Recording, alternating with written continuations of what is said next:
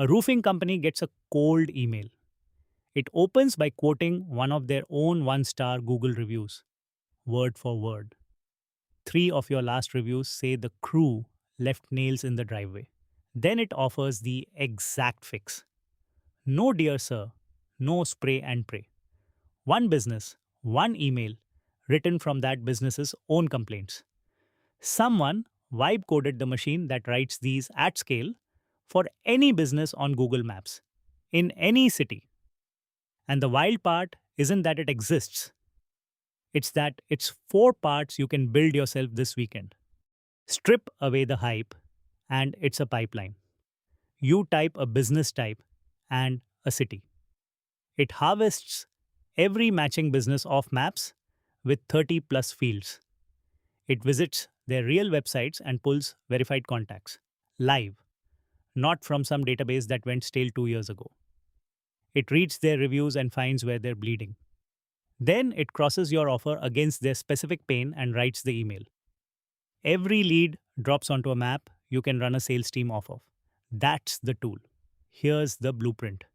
Every lead gen tool sells you the same thing: a giant list, a database someone scraped once and resold to 10,000 people. The reason this one feels illegal is that it does two things those tools can't. It scrapes live, so the contact is real today. And it reads the reviews, so the message is about them, not you. Live data plus their own words. That's the entire unfair advantage. And both halves are buildable. Four blocks. Block 1 harvests the businesses. Block 2 enriches them with live contacts. Block 3 mines their reviews for pain. Block 4 matches your offer to that pain and writes the email. The CRM is where it all lands. Build them in order. Each one feeds the next. Block 1. You give it a search, roofers in Austin, and it returns every matching business with 30 to 40 fields each: name, rating, review, count, phone, website, hours, category, GPS coordinates, the works. Two ways to build it. The clean way: Google's official Places API. Within their terms, but it limits what you pull. The fast way people actually use: a maps scraper. Tools like Appify run about $1.50 per thousand places and hand you 40 fields as JSON. You point Claude code at the output and say, dedupe these. Drop anyone without a website. Rank by review count. In an afternoon, you have a clean list of real businesses. That's block 1. A name on a map isn't a lead. Block 2 turns it into one. For every business with a website, you crawl the actual site and pull what's really there: the verified email, the direct phone, every social profile. Live. The moment you run it. This is the part the paid tools fake. They sell you an 800 million row database, and half of it is dead. People left. Domains expired. Block 2 doesn't have that problem because it reads the site the same second you do. A contact details crawler does the heavy lifting. Claude cleans it. Keep the real inbox, flag the generic one, pull the founder's name from the About page. Now each row is a person you can actually reach. Block 3 is the one that makes the whole thing work. You read their reviews and you let the AI find the pattern a human would miss. Here's the honest part nobody tells you: Google's official API only gives you 5 reviews. 5. If you want 50, you've got 3 real options. Scrape them, which lives in a legal gray zone. Pay a review API that does it for you, or use Google's Business Profile API, which gives you everything but only for listings you own and takes weeks to get approved. Pick your lane on purpose.